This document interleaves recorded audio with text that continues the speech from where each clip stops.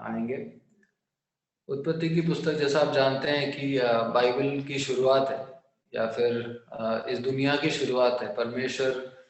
परमेश्वर ने कैसे इस दुनिया को, इस पृथ्वी को तैयार किया अपने कार्य के लिए, अपने पर्पस के लिए, अपनी इच्छा के लिए।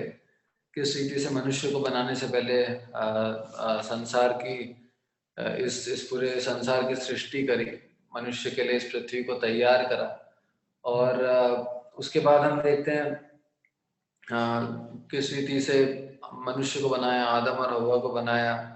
उसके बाद हम जानते हैं कि इस दुनिया में पाप आया। आदम और हव्वा के उस पाप करने की वजह से वो अदन की वाटिका से निकाले गए। और उसके बाद एक परिवार को बढ़ते हुए देखते हैं हम, आदम और हव्वा और उनके परिवार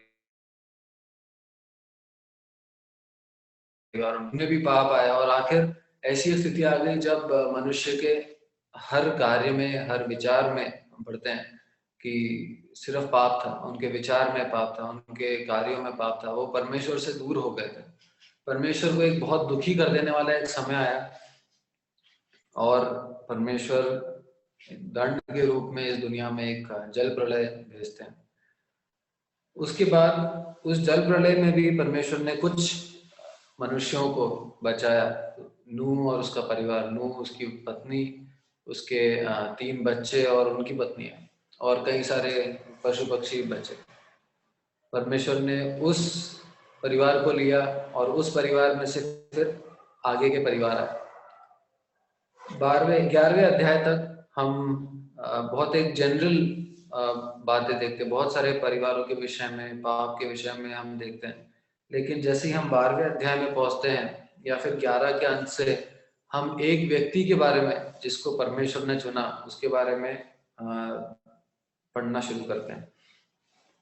तो हम उत्पत्ति की पुस्तक, उसके 12वां अध्याय को निकालेंगे। उत्पत्ति की पुस्तक, उसका 12वां अध्याय। और ये पूरा अध्याय कोई भी 1-2 भाई पढ़ सकते हैं। उत्पत्ति, उसका 12वां अध्याय, पूरा अध्याय पढ़ेंगे, कोई भी 1-2 भाई पढ़ सकते हैं। और यहोवा ने अब्राम से कहा, अपने देश और अपनी जन्मभूमि और अपने पिता के घर को छोड़कर उस देश में चला जा जो मैं तुझे दिखाऊंगा, और मैं तुझे एक बड़ी जाति बनाऊंगा और तुझे आशीष दूंगा, और तेरा नाम बड़ा करूंगा और तू आशीष का मूल होगा। और जो तुझे आशीर्वाद दे उन्हें मैं आशीर्वाद दूंगा, और जो तुझे कोसे उन्हें मैं शाप दूंगा। और भूमंडल के सारे कुल तेरे द्वारा आशीष पाएंगे। यहोवा के इस वचन के अनुसार अब्राम चला, और लूत भी उसके संग चला। और जब अब्राम हारान देश से निकला, उस समय वह 75 वर्ष का था। सो अब्राम अपनी पत्नी सारे और अपनी भतीजे लूत को, और जो धन उन्होंने इकट्ठा किया था और जो प्राणी उन्होंने हारान में प्राप्त किए थे, सबको लेकर कनान देश में जाने को निकल चला। और वे कनान देश में आ भी गए। और उस देश के बीच से जाते हुए अब्राहम शेकेम में, जहां मोरे का बांज वृक्ष है, पहुंचा। और उस समय उस देश में कनानी लोग रहते थे। तब यहोवा ने अब्राम को दर्शन देकर कहा, यह देश मैं तेरे वंश को दूंगा। और उसने वहां यहोवा के लिए, जिसने उसे दर्शन दिया था, एक वेदी बनाई। फिर वहां से कूच करके वो उस पहाड़ पर आया जो बेतेल के पूर्व की ओर है, और अपना तंबू उस स्थान में खड़ा किया जिसकी पश्चिम की ओर तो बेतेल और पूर्व की ओर ए है। और वहां भी उसने यहोवा के लिए एक वेदी बनाई और यहोवा से प्रार्थना की। और अब्राहम कूच करके दक्षिण देश की ओर चला गया, और उस देश में अकाल पड़ा। और अब्राहम मिस्र देश को चला गया कि वहां परदेशी होकर रहे, क्योंकि देश में भयंकर अकाल पड़ा था। फिर ऐसा हुआ कि मिस्र से निकट पहुंचकर उसने अपनी पत्नी सारे से कहा, सुन, मुझे मालूम है तू एक सुंदर स्त्री है। इस कारण जब मिस्री तुझे देखेंगे तो कहेंगे, यह उसकी पत्नी है, और वे मुझको तो मार डालेंगे, परंतु तुझको जीती रख लेंगे। सो यह कहना कि मैं उसकी बहन हूँ, जिससे तेरे कारण मेरा कल्याण हो और मेरा प्राण तेरे कारण बचे। फिर ऐसा हुआ कि जब अब्राहम मिस्र में आया, तब मिस्रियों ने उसकी पत्नी को देखा कि वह अति सुंदर है, और फिरौन के हाकिमों ने उसको देखकर फिरौन के सामने उसकी प्रशंसा की। सो वह स्त्री फिरौन के घर में रखी गई, और उसने उसके कारण अब्राम की भलाई की। सो उसको भेड़ बकरियां, गाय बैल, दास दासियां, गधे गधिया और ऊंट मिले। तब यहोवा ने फिरौन और उसके घराने पर अब्राम की पत्नी सारा के कारण बड़ी बड़ी विपत्तियां डाली। सो फिरौन ने अब्राम को बुलाकर कहा, तूने मुझसे क्या किया है? तूने मुझे क्यों नहीं बताया कि वह तेरी पत्नी है? तूने क्यों कहा वह तेरी बहन है? मैंने उसे अपनी ही पत्नी बनाने के लिए लिया, परंतु अब अपनी पत्नी को लेकर यहाँ से चला जा। और फिरौन ने अपने आदमियों को उसके विषय में आज्ञा दी, और उन्होंने उसको और उसकी पत्नी को सब संपत्ति समेत जो उसका था विदा किया। परमेश्वर के नाम की महिमा हो। 11 का 27 से भी पढ़ेंगे, 27 से लेके आखिर तक, 11वां अध्याय उसके 27 से लेके 31 तक, वो भी पढ़ लें प्लीज। तेरह की यह वंशावली है। तेरह ने अब्राम और नाहोर और हारान को जन्म दिया, और हारान ने लूत को जन्म दिया। और हारान अपने पिता के सामने ही कसदियों के ऊर नाम नगर में, जो उसकी जन्मभूमि थी, मर गया। अब्राम और नाहोर ने स्त्रियां ब्याह ली। अब्राम की पत्नी का नाम तो सारे, और नाहोर की पत्नी का नाम मिल्का था। यह उस हारान की बेटी थी जो मिल्का और इसका दोनों का पिता था। सारे तो बांझ थी, उसके संतान न हुई। और तेरह अपना पुत्र अब्राम और अपना पोता लूत जो हारान का पुत्र था, और अपनी बहू सारे जो उसके पुत्र अब्राम की पत्नी थी, इन सबों को लेकर कसदियों के ऊर नगर से निकल कनान देश जाने को चला। पर हारान नाम देश में पहुंचकर वहीं रहने लगा। जब तेरह 205 वर्ष का हुआ, तब वह हारान देश में मर गया। हम प्रार्थना करेंगे। प्रभु जी, हम आपकी उपस्थिति में आए हैं प्रभु, आपके वचन से अभी पढ़ रहे थे प्रभु अब्राहम के विषय में। प्रभु थोड़ी देर इस भाग में से मनन करना चाहते हैं, आप सहायता करें प्रभु। आप मेरे इस मुख का इस्तेमाल करें प्रभु, आपकी आत्मा इस मुख के द्वारा बात करें प्रभु। मेरे कोई शब्द ना हो प्रभु, आप हम सबसे बात करें, हम सबको हमारी गलतियां दिखाएं, हमारे हमारे प्रोत्साहन के लिए आप हमसे बात करें, और हम जो सीखते हैं उसको हम कर सके प्रभु। सहायता के लिए इस प्रार्थना को प्रभु यीशु मसीह के नाम में मांगते हैं, आमीन। हम अब्राहम के विषय में इस भाग में देख रहे थे। अब्राहम, जैसा कि हमने 11 के अंत में पढ़ा, अब्राहम तेरह का पुत्र था। उसके पिताजी का नाम था तेरह, उसके दो और भाई थे, नाहोर और हारान। उसकी पत्नी थी साराई, और वो लोग रहते थे ऊर देश में। एक और बात लिखी है कि सारे के कोई बच्चे नहीं हुए, संतान नहीं हुए, तो वो बांझ थी। ये दोनों पति पत्नी थे। उसके 31वें पद, 11 के 31वें पद में लिखा है कि तेरह, उसमें लिखा है, और तेरह अपना पुत्र अब्राम और अपना पोता लूत जो हारान का पुत्र था, और अपनी बहू सारे जो उसके पुत्र अब्राम की पत्नी थी, इन सब को लेकर कसदियों के ऊर नगर से निकल कनान देश जाने को चला, पर हारान देश में पहुंचकर वहीं रहने लगा। यहाँ पे लिखा है कि तेरह ने अपने पुत्र, अपने पोता, अपनी बहू लेकर कनान देश की ओर चला, ऐसे यहाँ लिखा है। और उसके बाद लेकिन वो चले तो थे उस जगह की ओर, लेकिन हारान देश में ही जाके रुक गए, वहीं पे बस गए, वहीं पे सेटल हो गए। और 12वां अध्याय उसके पहले पद में लिखा है, यहोवा ने अब्राम से कहा, अपने देश और अपनी जन्मभूमि और अपने पिता के घर को छोड़कर उस देश में चला जा जो मैं तुझे दिखाऊंगा। अगर इसको इंग्लिश में पढ़ते हैं तो 11वां अध्याय पहले आता है, तो हमें लगता है कि इस सब की पहल शायद तेरह ने करी थी, जो अब्राहम के पिता थे। कनान जाने की बात तेरह ने छेड़ी थी, ऐसा लग सकता है। लेकिन 12वें अध्याय का पहला इंग्लिश में ऐसा लिखा है, the lord had said to Abraham. The lord had said मतलब पास्ट टेंस। अगर 11 के बाद 12वां अध्याय की बात आई होती तो उसमें लिखा होता है देन द लॉर्ड सेड, फिर परमेश्वर ने ऐसा कहा, या फिर यहोवा ने ऐसा कहा। लेकिन 12 की शुरुआत में ऐसा लिखा है कि परमेश्वर ने ऐसा कहा था, यहोवा ने अब्राहम से कहा था। हिंदी में कहा लिखा है सिर्फ, लेकिन कहा था आता है इंग्लिश की मीनिंग में। तो हमें मान सकते हैं कि परमेश्वर ने अब्राम से ही कहा था कि तू अपने पिता के घराने को, अपने जन्मभूमि को सब छोड़कर एक ऐसी जगह जा जो मैं तुझे दिखाऊंगा। उसके बाद ये पहल हुई थी कि अब्राम अपनी पत्नी, अपने भतीजे और अपने पिता के साथ वहां से निकला होगा और वो लोग हारान में, कुछ समय के लिए हारान में रुक गए थे। खैर, हम बस ये कहने का ये मतलब था कि परमेश्वर ने अब्राम को चुना था। परमेश्वर ने उस परिवार से, उस खानदान में से अब्राम को चुना था और परमेश्वर अब्राम के जीवन के द्वारा परमेश्वर के उद्देश्य थे। क्योंकि इवन जब तेरा साथ में था, परमेश्वर ने कहा था कि जहां मैं तुझे दिखाऊंगा वहां जाना है। अब्राम हारान वो जगह नहीं है जहां परमेश्वर दिखा रहा था, जगह कानान था। तो हारान में रहना मतलब परमेश्वर की इच्छा, उस परमेश्वर जो दिखा रहे हैं वो वाली जगह पूरी नहीं हुई थी। तो हम मान सकते हैं कि अब्राहम से परमेश्वर ने पहले ही कहा कि जहां मैं बताता हूँ वहां जाना है।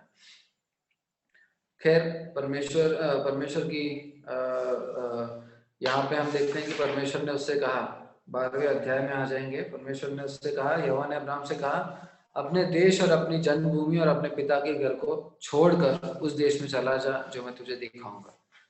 परमेश्वर ने अब्राहम से बात करी। अभी तक अब्राहम का अगर हम बैकग्राउंड देखें तो अब्राहम एक मूर्ति पूजा करने वाले एक देश में रहने वाला व्यक्ति था। वो खुद मूर्ति पूजक था। ये हम यहोशू उसके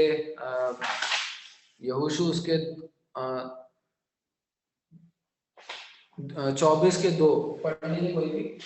यहोशू उसका 24:2।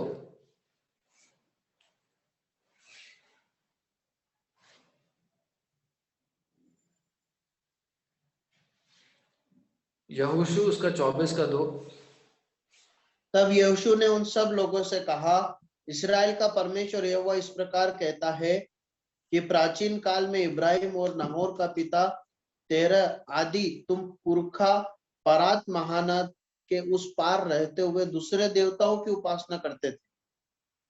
तो दूसरे देवताओं की उपासना करने वाले एक परिवार में से आया है अब्राहम। और एक और भाग पढ़ लेंगे, प्रेरितों के काम उसके 7वां अध्याय और दूसरा पद। प्रेरितों के काम 7वां अध्याय उसका दूसरा पद।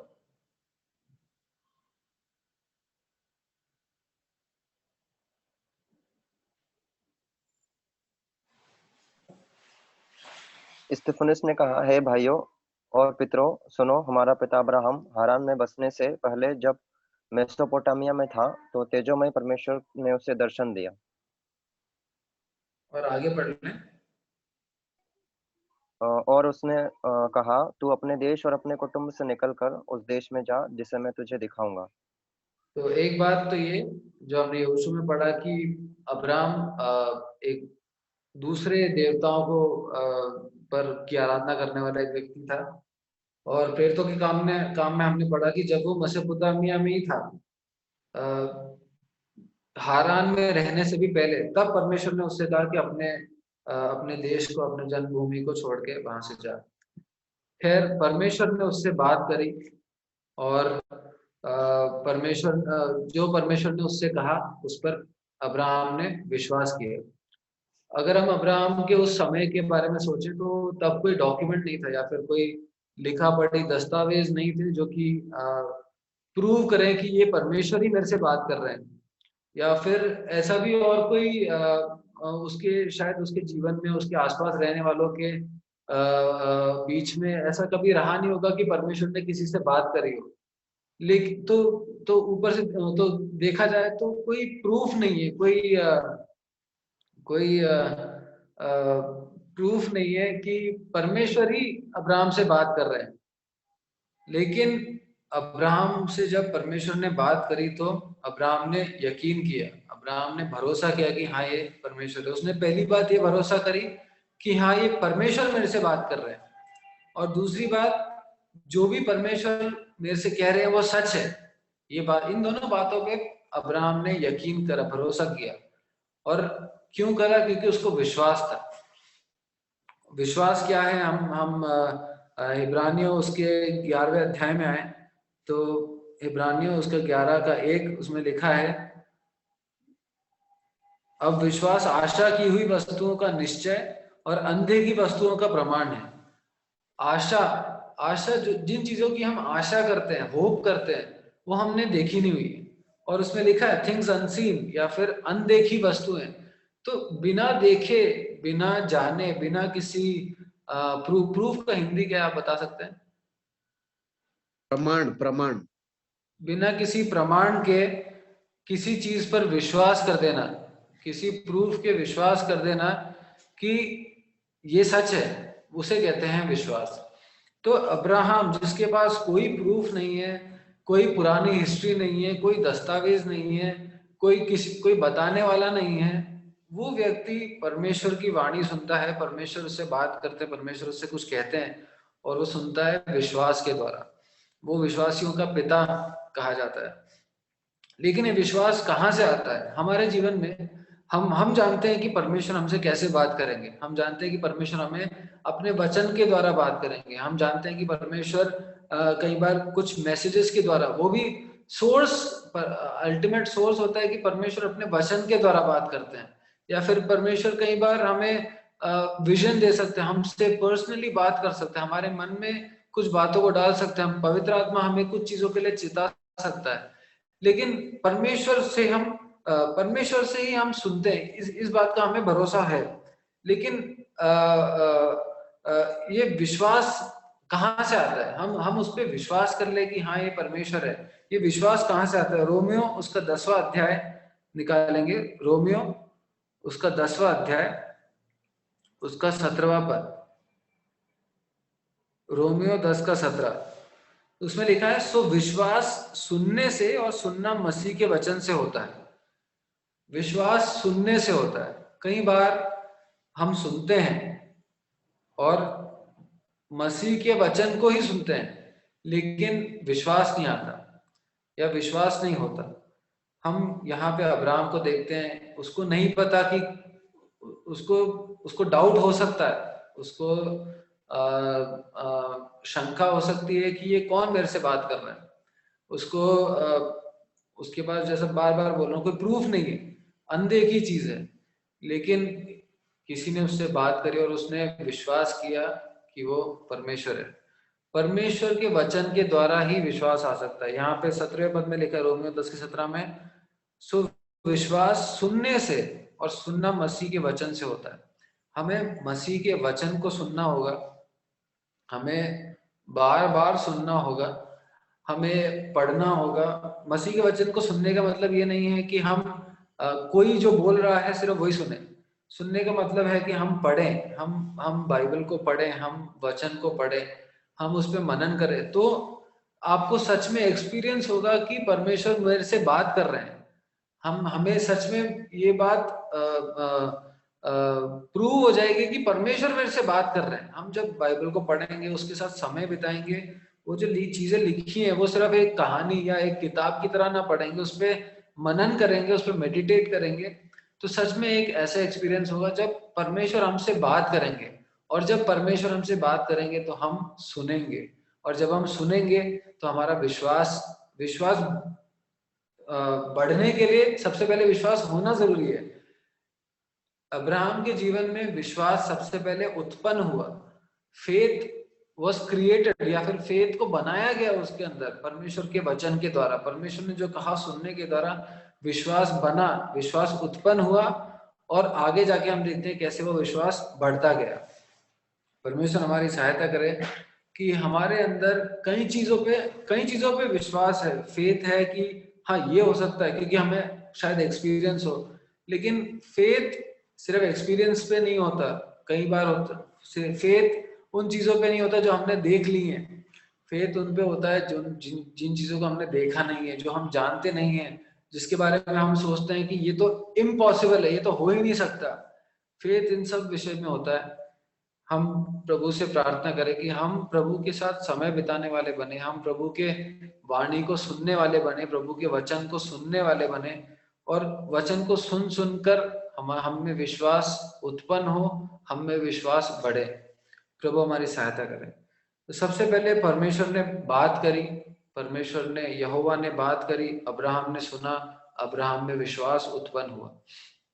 जब अब्राहम में विश्वास उत्पन्न हुआ, उसके हम वापस उत्पत्ति उसके 12 पे आ जाएंगे। उत्पत्ति 12 उसके 4 से लेके 6 तक मैं पढ़ देता हूँ। यहोवा के इस वचन के अनुसार अब्राहम चला और लूत भी उसके संग चला, और जब अब्राहम हारान देश से निकला उस समय वो 75 वर्ष का था। सो अब्राहम अपनी पत्नी सारै और अपने भतीजे लूत को और जो धन उन्होंने इकट्ठा किया था और जो प्राणी उन्होंने हारान में प्राप्त किए थे, सबको लेकर कनान देश में जाने को निकल चला, और वो कनान देश में भी आ भी गया।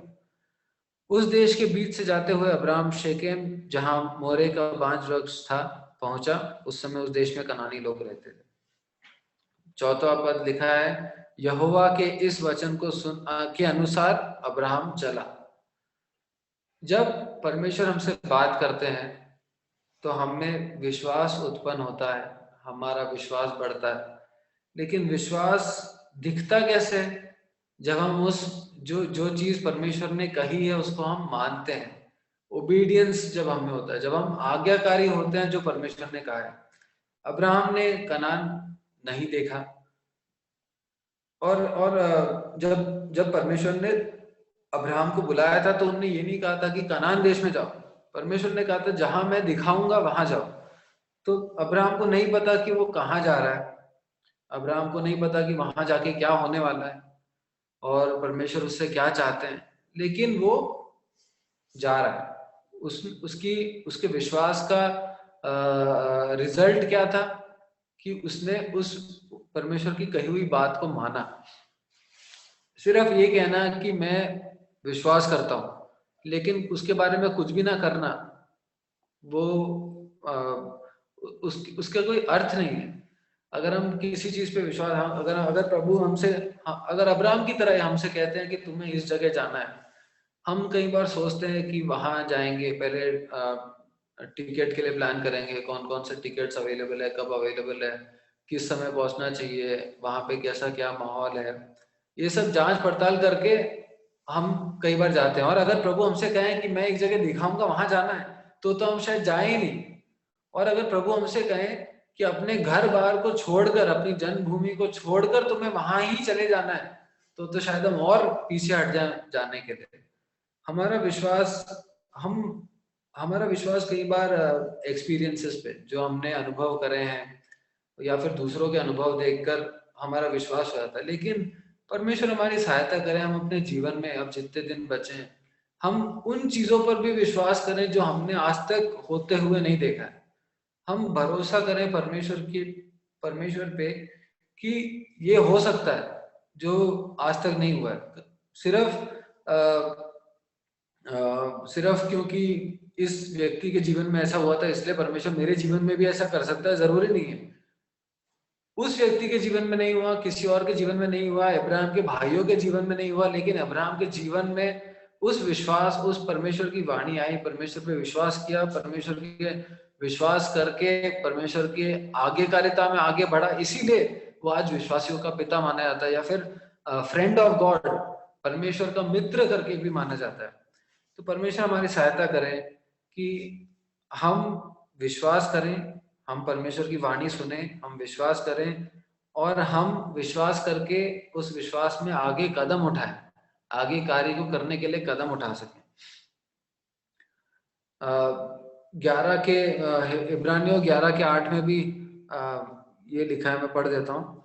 इब्रानियों 11 के 8 में लिखा है, विश्वास ही से अब्राहम जब बुलाया गया था तो आज्ञा मानकर ऐसी जगह निकल गया जिसे मीरास में लेने वाला था, और यह ना जानता था कि मैं किधर जाता हूं, तो भी निकल गया। मैं ये नहीं जानता कि हम अपने घर से निकलते हैं तो एक उद्देश्य के साथ निकलते हैं कि आज मेरे को या तो ऑफिस जाना है, या मार्केट जाना है, या किसी भाई के घर जाना है, या किसी और काम से, एक उद्देश्य के साथ निकलते हैं ना। बिना उद्देश्य के निकलने वाले को बेवकूफ कहा जाता है कि बस बाहर निकल गए और भटक रहे हैं। भटकने वाले लोग कहते हैं ना, अरे कहाँ भटक रहा है, मतलब एक ऐसी नजर से देखा जाता है कि क्या कर रहा है अपने जीवन के साथ। लेकिन आप अगर इब्राहिम के जीवन में देखें, शायद उसके भाइयों ने, उसके बाकी परिवार लोगों ने पूछा क्या कर रहा है, तुम्हें एक आवाज आई, तुमने सुन ली, तुमने विश्वास किया और तुम जा रहे हो, तुम हमें छोड़ के जा रहे हो, तुम जहां पैदा हुए थे वो छोड़ के जा रहे हो, तुम अपने परिवार को छोड़ के जा रहे हो। लेकिन अब्राहम ने किया, उसने देखा कि ज्यादा इम्पोर्टेंट ये नहीं है कि मैं किसके साथ रहता हूँ, ज्यादा इम्पोर्टेंट ये नहीं है कि ये जानना कि एकदम श्योर हो जाना कि मैं कहाँ जा रहा हूँ, ज्यादा इम्पोर्टेंट ये है कि बात मानना। और एक और बात जो बहुत दिलचस्प की बात है कि कानान पहुंचा, उसके प्रेत उत्पत्ति उसके 8 में लिखा है, 5 में लिखा है, और वे कानान देश में आ भी गए। लेकिन हम देखते हैं कि आगे भी आने वाले अध्यायों में कि वो कानान में आ तो गया, लेकिन वहां एक घर बना के वहां सेटल नहीं हो गया। वो फिर भी आगे हम पढ़ते हैं वो तंबुओं में रहता था। हम देखते हैं कि वो जहां जहां जाता वहां वेदी बनाता था। वो अपना घर बार अपने परिवार को सब कुछ छोड़ के आया, प्रॉमिस किए हुए जगह पे पहुंचा, कनान में पहुंचा, लेकिन वहां पे भी कोई घर बार नहीं उसको सेटल होते हुए नहीं देखते। अगर प्रेरितों के काम उसके 7वें अध्याय के 5 में आ जाए, प्रेरितों के काम उसका 7वां अध्याय उसका 5वां पद, उसमें ऐसा लिखा और उसको कुछ मिरास वरन पैर रखने भर की भी उसमें जगह न दी, परंतु प्रतिज्ञा की कि मैं यह देश तेरे और तेरे बाद तेरे वंश के हाथ कर दूंगा। यद्यपि उस समय उसके कोई पुत्र भी नहीं था, उसको पैर रखने की, वो उस जगह पे आ गया। परमेश्वर ने बोला कि जाना है, वो उस जगह पे पहुंच गया। वो बात मान के, उसमें आज्ञाकारिता दिख रही है, उसमें विश्वास दिख रहा है। लेकिन अब आप देखें कि उसको पैर रखने की भी जगह नहीं है, उसका कोई सेटलमेंट हो नहीं रहा है। अभी वो अपना जो घर था वो छोड़कर निकला है, अभी भी तंबू में रह रहा है। इससे हम ये सीख सकते हैं कि अब्राहम के जीवन में आज्ञाकारिता का मकसद ये नहीं था कि मैं एक दिन सेटल हो पाऊं, या फिर आज्ञाकारिता का या फिर विश्वास करने का मकसद ये नहीं था कि मुझे बहुत आशीष मिले, या फिर वहां से एक जगह को छोड़कर निकल जाने का उद्देश्य ये नहीं था कि मैं वहां जाके वहां राज्य कर सकूं, या फिर परमेश्वर कह रहे हैं कि ब्लेसिंग मिलेंगी तो मैं वहां वहां मतलब अमीर एक जीवन, या फिर बहुत रिच एक जीवन, या फिर बहुत आराम का एक जीवन वहां जी सकूं। अब्राहम के जीवन में उसके विश्वास का मकसद, उसके विश्वास और उसके विश्वास का रीजन ये था कि उसको परमेश्वर की इच्छा पूरा करना था। उसके जीवन में हम देखते हैं कि उसको परमेश्वर की इच्छा पूरे करने में ज्यादा दिलचस्पी है, ना कि कहीं जाके सेटल होने में। वो हम कहीं नहीं देखते परमेश्वर से पूछते हुए कि परमेश्वर मैं यहाँ आ गया फिर भी तंबू में रह रहा हूँ, परमेश्वर में आपने बोला यहाँ यहाँ आना है, मैं यहाँ आ गया, बात मानी, मैंने विश्वास किया, बात मानी, और फिर भी मैं भटक ही रहा हूँ। उसने हमेशा से, उसके जीवन में हम आगे भी देखते हैं कि बार बार आज्ञाकारिता दिखती, बार बार हम उसको कहीं का राजा बनते हुए, या फिर जमीन खरीद के वहां सेटल होते हुए, या फिर बहुत अमीर बन के बस आराम करते हुए नहीं देखते, उसको भटकते देखते हैं, उसको यहाँ वहां जाते हुए देखते हैं। परमेश्वर की इच्छा जहां जहां उसको लेके जाती है वो वहां जाते हुए देखते हैं। हम अपने जीवन में परमेश्वर की वाणी सुने, हम में विश्वास हो, और हम में परमेश्वर की आज्ञाकारिता, परमेश्वर की इच्छाओं के प्रति आज्ञाकारी होने की इच्छा हो। हम आज्ञाकारी बने, हम पूर्ण रीति से आज्ञाकारी बने। ये नहीं कि कुछ दिनों के लिए आज्ञाकारी और फिर बाद में रिलैक्स, बाद में आराम।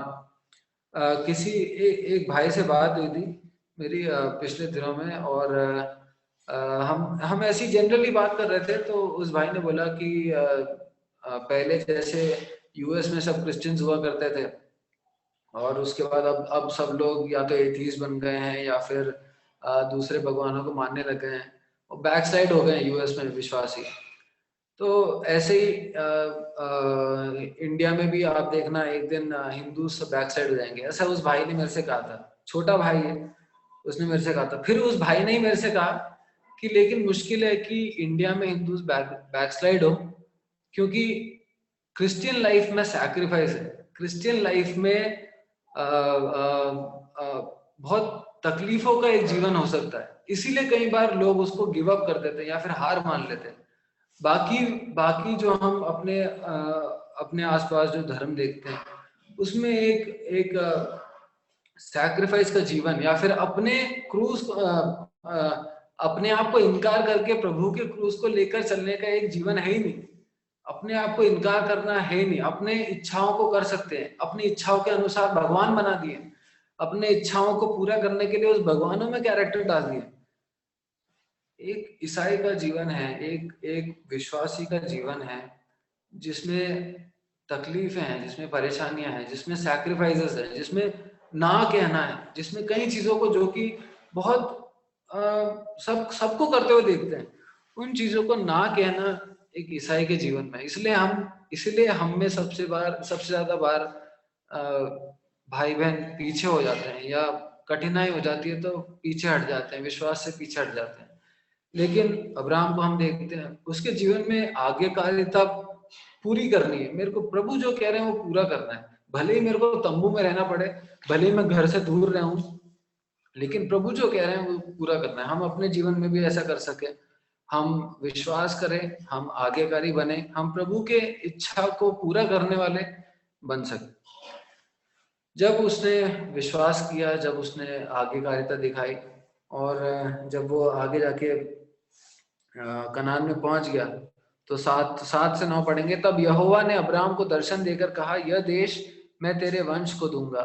और उसने वहां यहोवा के लिए, जिसने उसे दर्शन दिया था, एक वेदी बनाई। 7वां पद पढ़ा था। जब उसने ये सब करा तो उसको एक और नया प्रॉमिस मिला कि मैं ये देश मैं तेरे वंश को दूंगा। अभी तक ये था कि तू निकल जा, मैं तेरे को एक बड़ा राज्य बनाऊंगा, बड़ा नेशन बनाऊंगा, तेरा नाम मैं तुझे बड़ी जाति बनाऊंगा, तुझे आशीष दूंगा, तेरा नाम बड़ा करूंगा और तू आशीष का मूल होगा। ये सब ब्लेसिंग्स थे पहले। लेकिन अब एक और ब्लेसिंग आई है कि ये जो देश है इसको मैं तेरे वंश को दूंगा। जब परमेश्वर की हम बात मानते हैं, जब परमेश्वर पे विश्वास करते हैं, जब विश्वास में आगे बढ़ते हैं, जब आज्ञाकारिता में अपने आप को सौंप देते हैं, तो परमेश्वर आशीष देते हैं। तो तब परमेश्वर जैसे अब्राहम को नई एक प्रॉमिस दिया, नई एक आशीष दी, हमारे जीवन में भी परमेश्वर कर सकते हैं। हमें आज्ञाकारिता में बढ़ना है, हमें विश्वास में बढ़ना है। जब विश्वास में बढ़ते हैं, आज्ञाकारिता में बढ़ते हैं, तो वो हमें आशीष मिल सकती है। 100% मिलेगी ये मैं नहीं कह रहा, लेकिन जब आज्ञाकारिता में बढ़ते हैं तो आशीष मिल सकती है। साथ ही हम देखते हैं इधर इसी 7 से लेके 7 और 8 में हम 2 चीजें देखते हैं। एक तो उसने वेदी बनाई। जब परमेश्वर के साथ आप विश्वास में हो, जब उसकी सुन रहे हो, जब आज्ञाकारिता में हो, तो ये सब तब हो सकता है जब आप उसके साथ संबंध हो। अब्राहम के जीवन में देखते हैं, जहां जहां वो जाता था वहां वहां वेदी बनाता था, वेदी पे परमेश्वर की आराधना करता था, परमेश्वर के साथ समय बिताता था।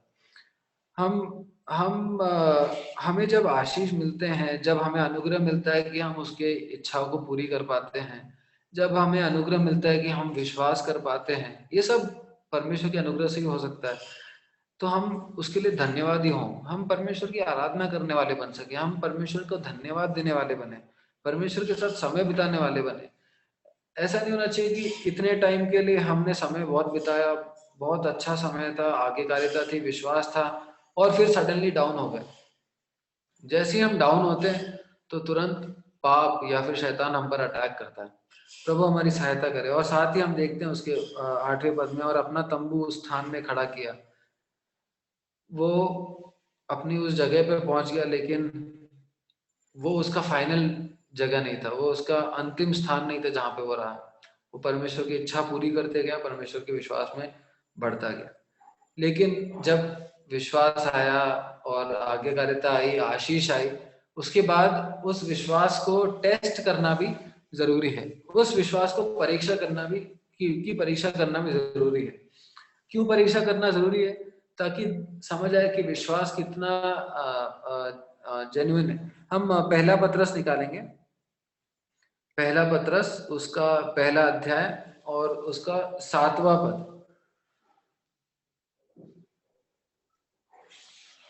कोई भाई पढ़ ले। और यह इसलिए है कि तुम्हारा परखा हुआ विश्वास, जो आग से ताए हुए नाशवान सोने से भी कहीं अधिक बहुमूल्य है, यीशु मसीह के प्रकट होने पर प्रशंसा और महिमा और आदर का कारण ठहरे।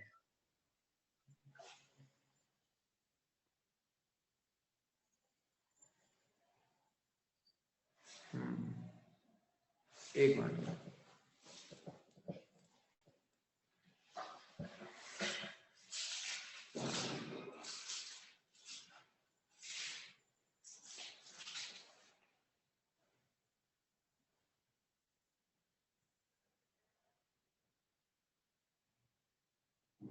सातवां पद पढ़ा था अभी। हाँ भैया।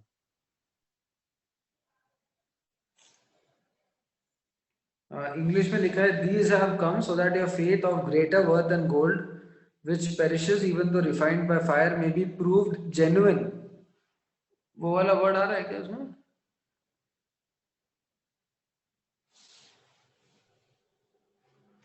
इंग्लिश में लिखा है so that आपका हमारा विश्वास का परखा जाना इसलिए जरूरी है ताकि विश्वास को परखने के बाद वो जेन्युइन होके दिखे, वो सच्चा विश्वास है या नहीं होके दिखे। और भी रीजन है कि विश्वास परखा जाना इससे जरूरी है ताकि विश्वास बढ़े, और विश्वास परखा जाना जरूरी है ताकि जैसे यहाँ पे लिखा है, यीशु मसीह may result in praise, glory and honor। यीशु मसीह के प्रकट होने पर प्रशंसा और महिमा और आदर का कारण ठहरे। तो विश्वास का परखा जाना जरूरी है ताकि हमारा विश्वास कितना सही है और विश्वास में हम बढ़ रहे हैं कि नहीं वो चेक कर सके, और विश्वास से परमेश्वर की महिमा हो सके, इसलिए विश्वास का परखा जाना जरूरी है। अगर हम उत्पत्ति 12 उसके 10 से लेके 20 तक पढ़ते हैं तो एक थोड़ी निराशाजनक बात हम देखते हैं। हम जिस विश्वास के पिता के बारे में बात कर रहे हैं, एक समय आया जब विश्वास से आगे बढ़ने की जगह वो जो दिख रहा है उस पे अपना भरोसा करके आगे बढ़ा। हम देखते हैं कि ये लोग इजिप्ट पहुंचते हैं, मिस्र में पहुंचते हैं, और क्योंकि क्यों क्यों मिस्र में गए? आप लोग में से कोई बता सकते हैं मिस्र क्यों गए ये लोग?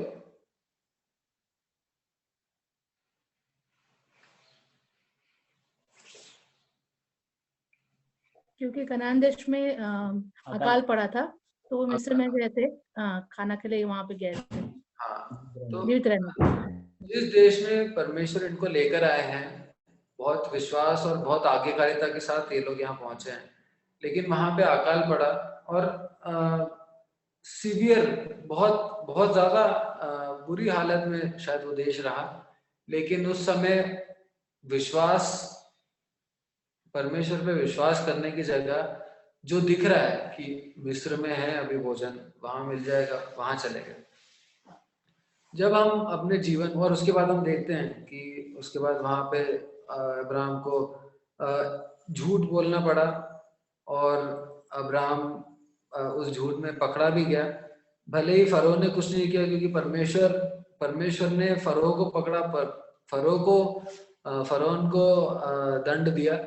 परमेश्वर ने बचाया उस किसी भी समस्या को आने से, लेकिन वो एक गिरावट के रूप में देख सकते हैं हम अब्राहम के जीवन में। हम जब अपने जीवन में विश्वास और आज्ञाकारिता से चल रहे हों तो ऐसा बिल्कुल भी जरूरी नहीं है कि हम हर वक्त ऐसे ही चलते रहे। अब्राहम वेदी बनाता था, अब्राहम आज्ञाकारी था, अब्राहम विश्वास में बहुत स्ट्रांग था, लेकिन एक बार उसने विश्वास छोड़कर अपनी नजर पे ध्यान दिया, जो दिखाई दे रहा है उस पर ध्यान दिया, और वो बात उसे पाप में ले गई। इसके बारे में लिखा गया था कि जो लोग, तू विश्वास का मूल होगा, और तीसरे पद के अंत में लिखा है सारे कुल तेरे द्वारा आशीष पाएंगे। लेकिन हम इसके 17वें पद में लिखते हैं, तब यहोवा ने फिरौन और उसके घराने पर अब्राम की पत्नी सारा के कारण बड़ी बड़ी विपत्तियां डाली। जिस व्यक्ति के जरिए से सारे कुल आशीष पाएंगे, उस व्यक्ति की गलती से, भले ही अब्राहम को हम उस टाइम पे एक प्रॉब्लम होते हुए नहीं देखते, लेकिन जिसपे ये ब्लेसिंग थी कि तेरे थ्रू, अब्राहम के थ्रू दूसरे लोग आशीषित होंगे, हम देखते हैं कि फरौन का परिवार पे परमेश्वर ने बड़ी बड़ी विपत्तियां डाली। हो सकता है कि हमारे जीवन को परमेश्वर हमारे जीवन के थ्रू दूसरों को ब्लेस करना चाह रहे हो, दूसरों को आशीषित करना चाह रहे हो, लेकिन मेरे विश्वास में न रहने की वजह से, मेरे अनाज्ञाकारिता की वजह से, मेरे अविश्वासी हो जाने की वजह से किसी और के जीवन में, किसी और के परिवार में बड़ी बड़ी विपत्तियां आ जाए। परमेश्वर हमारी सहायता करे कि हम विश्वास से चलने वाले बन सके। हम एक और चीज देखते हैं, मिस्र में जब वो था, वो जहां जहां जाता था वो वेदी बनाता था, लेकिन हम और तंबू बनाता था, लेकिन मिस्र में जब था ना हम तंबू देखते हैं ना हम वेदी देखते हैं। जब हम पाप की ओर अपने जीवन को दे देते हैं, जब हम अपने दृष्टि के हिसाब से चलने लगते हैं, तो फिर धीरे धीरे बाकी सब, परमेश्वर साइड में हो जाते हैं, वेदी साइड में हो जाती है, अपना जो मकसद था जीवन का वो साइड में हो जाता है। प्रभु हमारी सहायता करे कि हम हर वक्त विश्वास से चलने वाले हों। हम कभी अपनी दृष्टि पर जो दिखाई दे रहा है, जो सबसे सेफ है, उस पर भरोसा न करने वाले हों, और परमेश्वर के साथ एक करीब का संबंध बिताने वाले हो, आज्ञाकारिता में अपना जीवन बिताने वाले हो। प्रभु हमारी सहायता करें। हम यहीं पे समाप्त करेंगे। हमने कई चीजें देखी, परमेश्वर की वाणी आई, परमेश्वर ने बात करा, परमेश्वर के वचन को देखते हैं, उसके बाद उस वचन पर निर्धारित विश्वास को देखते हैं। उस विश्वास के कारण अब्राहम ने जो आज्ञाकारिता दिखाई उसको देखते हैं, आज्ञाकारिता के फलस्वरूप जो आशीष मिली उसको भी देखते हैं। लेकिन उस आशीष और आज्ञाकारिता के बावजूद जब परीक्षा आई तो एक गिरावट को भी देखते हैं। हम अपने जीवन को गिरावटों से बचाएं और आज्ञाकारिता की ओर अपने आप को समर्पित करें। परमेश्वर की इच्छा, अब्राहम पूरे समय जब तक वो इस जीवन में था, उसके पास पांव रखने को भूमि नहीं थी, उसका खुद का कहने के लिए कुछ नहीं था, कोई जमीन नहीं थी, वो कहीं पे जाके सेटल नहीं हुआ, वो कनान का राजा नहीं बन गया, वो कनान पे राज नहीं करने लगा। उसके जीवन में हम देखते हैं कि तकलीफें रही, परेशानियां रही, यहाँ से वहां भटकना रहा, लेकिन उसके जीवन का अल्टीमेट एम ये था कि जहां परमेश्वर ले जा रहे हैं मैं वहां जाऊं। हम अपने जीवन में इस उम्र में ये कर लेते हैं, अगले उम्र में वो कर लेंगे, अगले कुछ सालों में ये कर लेंगे, और उसके बाद फाइनली सेटल हो जाएंगे। ये अपने जीवन में एम ना रखें। हमारा सेटलमेंट हो चुका है, हम स्वर्ग जाएंगे तो आराम करेंगे, लेकिन प्रभु हमारी सहायता करे यहाँ पे हम मेहनत करने वाले बन सके, प्रभु जहाँ हमें ले जा रहा है वहां जाने वाले बन सके, प्रभु हमसे जो चाहता है वो करने वाले बन सके, प्रभु की आज्ञा मानने वाले बन सके, विश्वास, जो चीजें आज तक नहीं हुई है उन चीजों पर भी विश्वास करने वाले बन सके। प्रभु हमारी सहायता करे। कोई भी भाई